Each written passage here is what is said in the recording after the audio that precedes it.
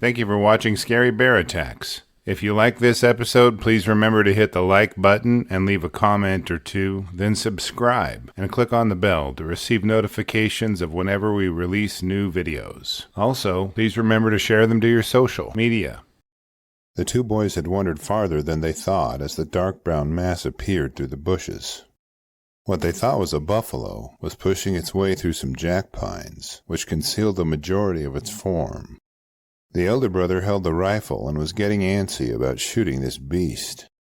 He leveled the barrel of the rifle in the middle of the brown mass and pulled the trigger. A thunderous clap preceded a billow of white smoke from the rifle's muzzle. The boys peered through the smoke in eager anticipation of seeing a piled-up buffalo, but listened as a rib-rattling roar came from the huge animal they just shot. Where the buffalo had just stood sat a massive grizzly bear, glaring in various directions, searching for the source of the scorching bullet now embedded in its flesh. The boys froze in terror as the bear's eyes fixed on the bush that they hoped would conceal them. Welcome back to Scary Bear Attacks. Long before Montana was carved into counties and highways, before park boundaries and wildlife advisories, the land existed as something far less forgiving and much more dangerous. The Montana Territory of the late 19th century was a place of immense grasslands broken by cottonwood-lined streams, vast ribbons of pine groves, and wide valleys that funneled both game and predators through the same corridors.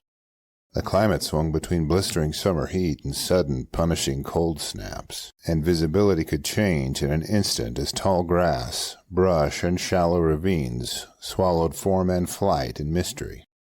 Elk and deer moved through the valleys freely, and grizzly bears ruled the brushy margins where prairie met timber. It was in this landscape that two boys, Robert Jackson and his younger brother William, followed their grandfather away from camp and into a lesson that would remain with William for the rest of his life. William Jackson would later become an Indian scout, a man whose life bridged cultures, languages, and worlds that no longer exist. The encounter with the grizzly bear occurred when he was still young, long before formal service and war campaigns, at a time when survival was ensured by instinct rather than education. That day began quietly. Hugh Monroe, their grandfather, known among the tribes as Rising Wolf, led the boys down a well-worn trail that cut across open prairie toward a narrow band of trees near water. Rising Wolf was no ordinary frontiersman. He was a scout, interpreter, and intermediary between white settlers and native tribes, respected for his calm judgment and deep understanding of the land. When he stopped to mark trees with charcoal signs, it was not a ceremony for ceremony's sake. It was a practical warning meant to prevent surprise encounters and misunderstandings in contested country. Once marking the tree was finished, Rising Wolf allowed the boys to walk ahead with their rifles, trusting their eagerness, but expecting restraint.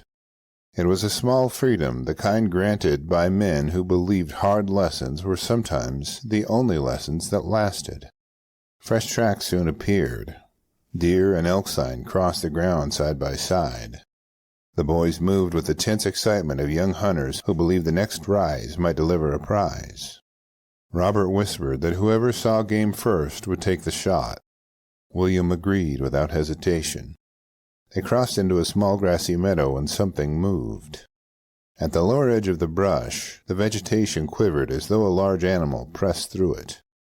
Only part of the body was visible, dark and massive, its form obscured beneath the grass. To William's eyes, it looked like a buffalo. The thought struck him instantly, and with it came the reckless certainty of youth. Before doubt could intervene, Robert fired. The sound that followed was not the crash of a great animal falling, but a roar so violent it seemed to tear the air apart. Pain and rage erupted from the brush as a massive shape surged forward. Not broad-horned and slow, but upright, fast, and terrible. It was a grizzly bear. The animal burst free and rose, enormous and unmistakable now, its bulk dwarfing anything the boys had imagined. At that moment, the warnings William had heard from old trappers returned with cruel clarity. Do not try to outrun a grizzly. Stand and fight, or be taken from behind. William fired, aiming for the side of the bear near the ribs, the place he had been told was most vulnerable. The shot struck, but it did not stop the charge. The bear lunged forward, swatting the ground with a force that shook the earth, then launched itself toward them in long, bounding strides. The boys were overcome with fear. They broke and ran. William caught only a glimpse of Robert ahead of him before panic erased everything but the rushing of his own breath. He dared not look back, though he was certain the bear was gaining. Each step felt like it might be the last. Brush tore at his legs, the ground rose and fell beneath him, and his lungs burned as though fire had been poured into them. He screamed for Rising Wolf. Again and again he shouted his grandfather's name as exhaustion stole the strength from his voice. When he finally looked back, the sight nearly paralyzed him.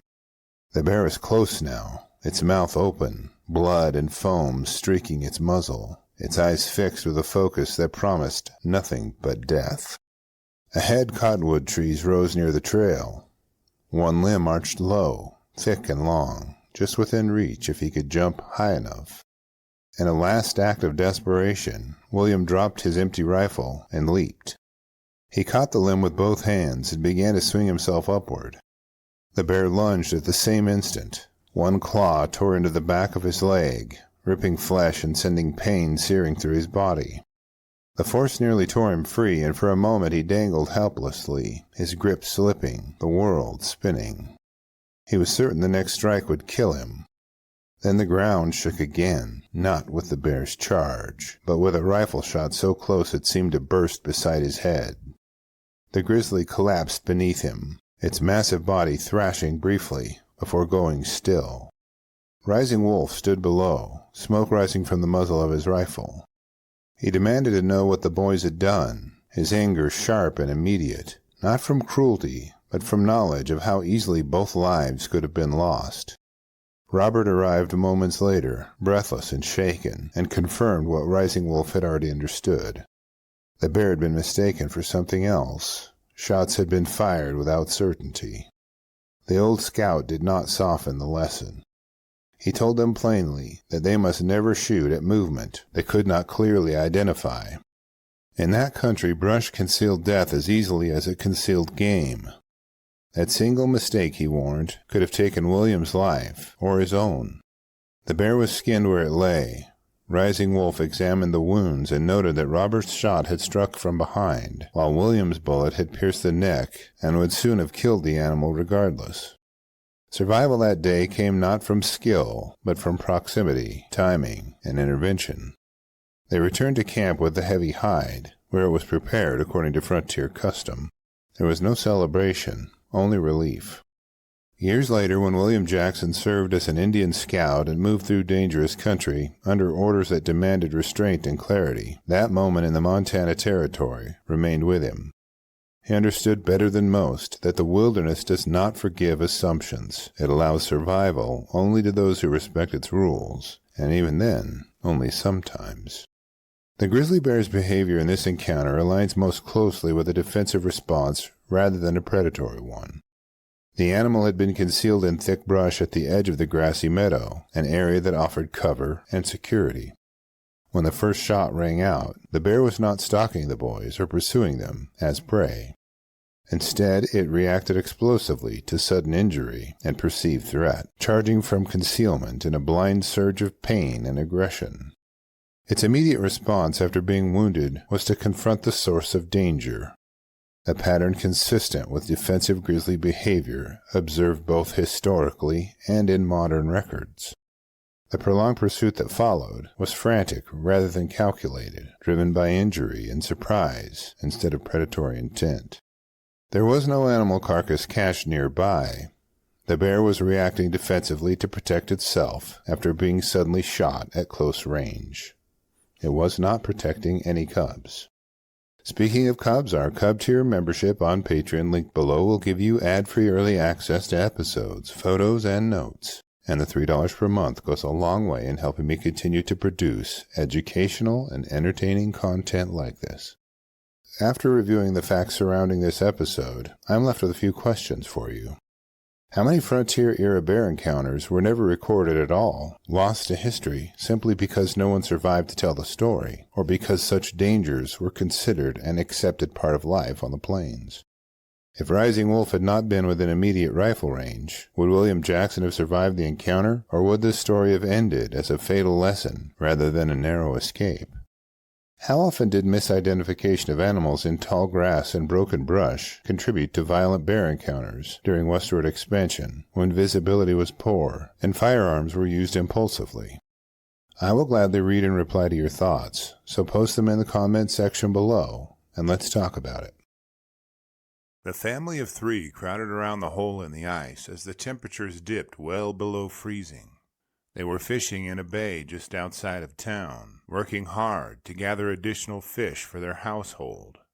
The wind swirled, scattering icy snow in sudden clouds that sped across the frozen bay and bending the willows along the shore. Having brought food and drinks with them, they ate snacks to keep their energy high enough to resist shivering in the cold weather. Peering into the hole in the ice, they watched the water heave and flow as the bay churned. As a gust of wind whipped up a cloud of snow, they sheltered their eyes and leaned in to resist the force. As the wind died down, a ghostly shape emerged from the drifting snow. A huge polar bear at full gallop, head high and eyes fixed on the fishing party. Hoping the bear would pull up, they yelled, but the bear continued to approach as fear welled in their minds. Welcome back to Scary Bear Attacks. In the Arctic, distance is measured differently. Miles are counted not by lines on a road or passing landmarks, but by resolve and stubborn commitment. In northern Russia's Krasnoyarsk region, beyond the Arctic Circle, the village of Nosak sits on the edge of one of the harshest environments on Earth. Long winters dominate life here, with darkness stretching across much of the day and temperatures that punish even small mistakes. With most winter months never rising beyond 0 degrees, the area is bitterly cold and demanding of every occupant, even polar bears. Residents depend on fishing, hunting, and travel across frozen terrain to sustain themselves. During winter, burbot, Arctic grayling, and Siberian whitefish are a few of the most sought-after fish for food. With burbot reaching up to 20 pounds, they are the great bounty relative to the other species, which can reach around 2 pounds in size. On January 5, 2026, a 40-year-old whom we'll call Yuri, a 20-year-old whom we'll call Vasily, and a 10-year-old whom we'll refer to as Igor, had been fighting the cold as they fished 25 miles north of their home in the village of Nosak. Positioned at the end of the Yenisei River, Yeniseisk Bay was covered in a thick layer of ice. The -6-degree high of the day made hacking their way through the ice difficult, but it was a familiar labor the group was accustomed to performing. Fishing here was often productive and yielded enough food to feed many of the surrounding villagers. The remote riverbanks and bay shores were dotted with seasonal camps located in groups of eager fishermen. As a matter of operation, the fish caught on the bay were gutted along the shores, leaving piles of aromatic remains frequented by local wildlife. And yes, they also attracted polar bears. It is unclear if the fishermen were aware of a startling increase in polar bear attacks in the areas across the Arctic. Early records from the late 19th and early 20th centuries describe sporadic fatal encounters involving hunters, trappers, and polar expeditions. These incidents were often underreported and poorly documented, but surviving accounts consistently describe polar bears approaching humans deliberately rather than defensively. Unlike other bear species, polar bears were noted for stalking behavior, sometimes following people for long distances before attacking. During the Soviet era, polar bear attacks were infrequent but not unheard of. Strict regulation of Arctic travel, combined with reduced civilian presence in remote regions, limited encounters. When attacks did occur, they most often involved isolated research stations, military personnel, or fishermen traveling across sea ice. Records from this period indicated that attacks were more likely during times of food scarcity, particularly in late winter when seal hunting conditions were poor. In the decades following the collapse of the Soviet Union, human activity in the Russian Arctic gradually increased. Oil and gas exploration, shipping routes, and renewed fishing activity expanded into polar bear territory. At the same time, changes in sea ice patterns altered traditional hunting grounds for bears. From the early 2000s onward, Russian authorities began reporting a rise in polar bear sightings near settlements, garbage sites, and coastal villages. Several notable attacks and near-fatal incidents have been recorded since the early 21st century, including attacks on construction workers, fishermen, and residents of Arctic settlements. In many of these cases, the bears involved were described as thin or desperate, suggesting nutritional stress. Russian wildlife officials have increasingly linked these encounters to environmental pressures, like low seal numbers, that push polar bears inland to search for food. As the three fishermen chatted, they watched the dark water in the icy hole they'd carved out. The winter gusted often and lifted clouds of snow, which obscured their vision and shortened their ability to see to only a few yards. Consuming food kept their spirits up and warmed their bodies, chasing away the chill until the next gust of wind. Like a harbinger of things to come, a particularly strong wind blew across the bay, whipping up the snow into a cloud and blinding their view. As the wind died down and the snow settled, a ghostly shape emerged from the cloud, headed directly for the group. A few facts about polar bears will convey the predicament the fishermen found themselves in. Polar bears are designed to swim in icy Arctic waters, with a dense layer of fur surrounding a thick layer of buoyant blubber. They're not efficient running across land or ice, as the insulating layer of blubber and fur preserves body heat, preventing them from cooling off, even over a short pursuit. They're not the slowest bear in the bear family, but aren't the fastest either, but do have the most powerful bite force of all bears to make them effective killers. Now, the anglers were familiar with polar bears, and this bear clearly meant business. His head was high, as if tracking by sight. Its ears stood upright, listening for any sound they could pick up. The fishing party immediately reacted, waving their arms and shouting at the bear, hoping it was confused as to what they were. The bear didn't even slow down as it galloped toward them, hell-bent on running them down and perhaps killing them. It isn't clear which member of the group was caught by the bear first, but within a few seconds all three fishermen were savaged by its claws and crushed in its jaws. In an attack that lasted only a few minutes, Yuri, Vasily, and Igor were left with severe injuries before the attack ended. It isn't clear if the bear left to pursue an easier game animal or if a neighboring group of fishermen ran it off. An emergency crew responded to the bay and evacuated the wounded parties. Yuri and Vasily's injuries were treated at the hospital, and they were released after a few hours. Igor's injuries were more serious, requiring a long hospital stay. All three members of the fishing party are expected to make a full recovery. Local authorities issued warnings following the attack, urging residents to remain alert and take precautions when traveling outside village boundaries. In Arctic Russia, encounters with polar bears are treated as a serious threat, and communities often rely on early warning systems or patrols to monitor bear movements. It was not immediately disclosed whether the bear involved in this attack was tracked or killed after the incident. This attack fits into a broader pattern observed across the Arctic. While still uncommon, polar bear encounters with humans have increased in visibility over the past decades. Scientists and wildlife officials continue to debate the precise causes, but most agree that environmental pressures play a role in changing bear behavior.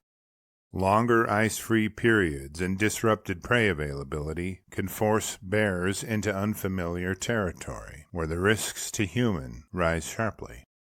As for the bear's motives, it is likely that it pursued the fishermen out of curiosity initially, which may have shifted into predatory motives as it neared. It may have been suffering from food stress and seen the people as an opportunity to feed. There was no reported food source such as a cached animal carcass nearby. No cubs were reported by any source to be involved in the incident. Speaking of Cubs, our Cub Tier membership on Patreon, linked below, will give you ad-free early access to videos, notes, and photographs. And the $3 per month goes a long way in helping me continue to produce educational and entertaining content like this. After reviewing the facts surrounding this episode, I'm left with a few questions for you. Since polar bears are known to hunt humans, was this bear stalking fishermen as a food source? What precautions could the fishermen have taken to protect themselves from such an attack? What would you do if you suddenly saw a polar bear materialize from a cloud of blowing snow? It is one of the most foreboding sights any person could behold. I will gladly read and reply to your thoughts, so post them in the comments section below, and let's talk about it. The search party pushed their way through the dense bamboo stand and bushes along the creek bank. They'd spread out in a line, side by side, to sweep the ground-level canopy, and had covered several hundred yards before a mournful shriek broke out just below the creek bank. Everyone's head turned toward the unexpected noise, and a crowd of searchers converged on the area near the panicked searcher. Some shook his hand, others nodded their approval, each with a sullen and resolute face. The head of the search team climbed down the creek bank to find the corpse of the elderly man who had been reported missing shortly beforehand. He could see deep puncture wounds and deep gashes covering the man's body. It seemed the mystery of the man's disappearance had been solved. Welcome back to Scary Bear Attacks.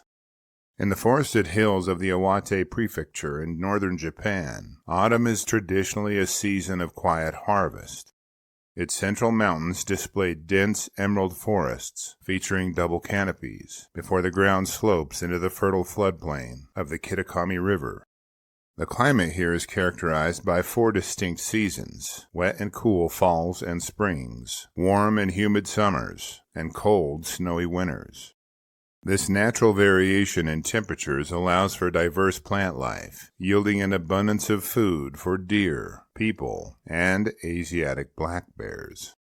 For generations, residents of rural prefectures have ventured into the woods to gather mushrooms, bamboo shoots, and wild plants, following trails their families have walked for decades, possibly centuries.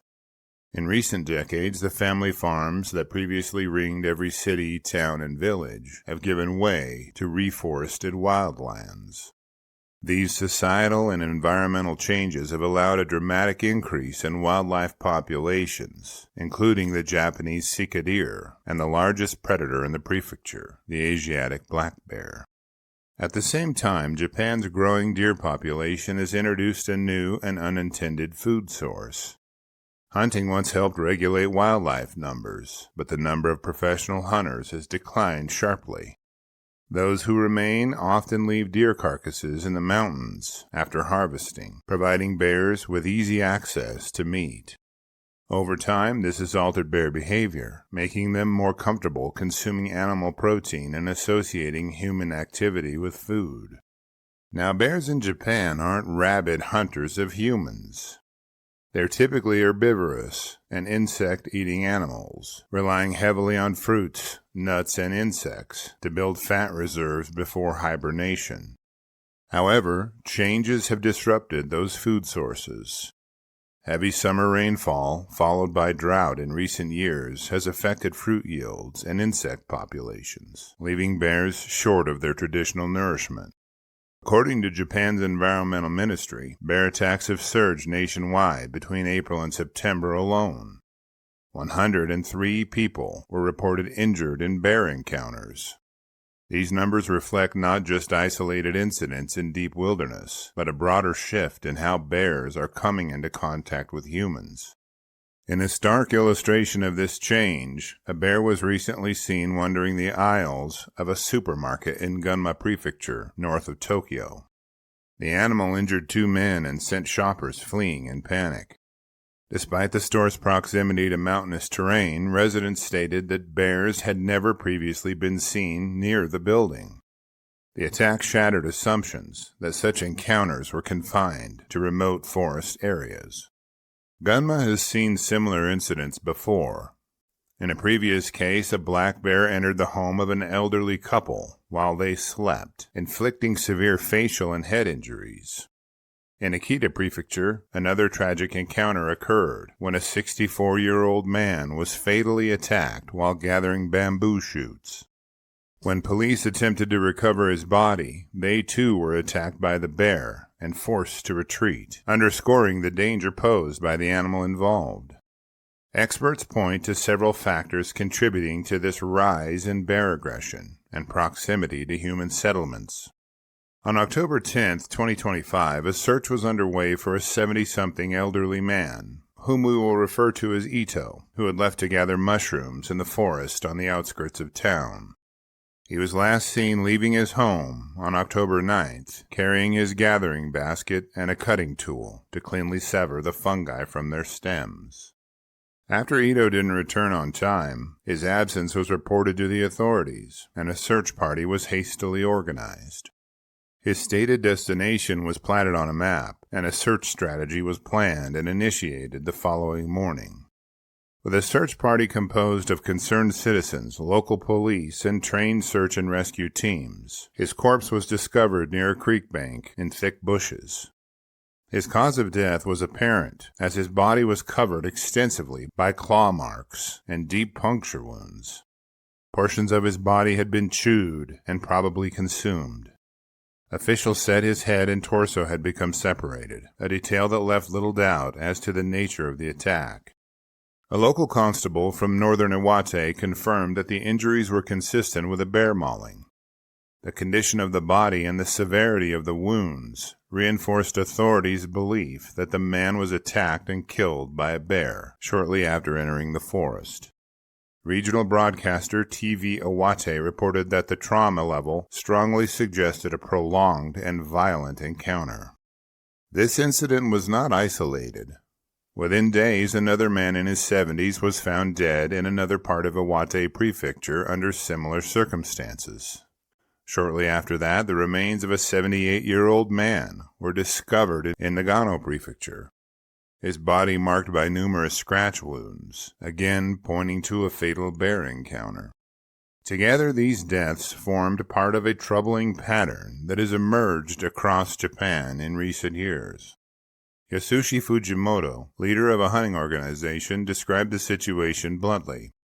He explained that the mountains are effectively turning into restaurants for bears, stocked with remains left behind after hunts. He also warned that Japan lacks a professional government-funded wildlife management system comparable to ranger programs in places like Alaska, leaving rural communities vulnerable as bear populations grow and human oversight declines. As for the bear's motivation behind attacking Ito, the attack may have been initiated in a surprise close-range encounter, which later changed into a predatory attack. His body was cached and partially consumed, so the attack became predatory even if it hadn't begun as one. There was no report of an animal carcass cached nearby, and the presence of cubs was not indicated. Speaking of cubs, our Cub Tier membership on Patreon, linked below, will grant you ad-free early access to episodes, photos, and notes. And the $3 per month will go a long way in helping me continue to produce educational and entertaining content like this. After reviewing the facts surrounding this episode, I'm left with a few questions for you. If Ito had carried bear spray or a firearm, would it have made any difference in the outcome of this attack? Would the recovery of family farms surrounding settlements help curb bear access and proliferation near villages? With the deadliest year on record for any nation, what can Japanese citizens do to protect themselves from bear attacks? I will gladly read and reply to your thoughts, so post them in the comments section below, and let's talk about it. Thank you for watching Scary Bear Attacks. If you've enjoyed this episode, please consider clicking on the like button and clicking on the bell icon. We'll help you know when we post our new episodes. Posting our video links to your social media profiles furthers awareness, and it's fun. We slashed our prices in our merch store, linked below, so check out the bargains there while you shop. As a member of our human community, remember to adventure bravely and be careful out there, especially in bear country.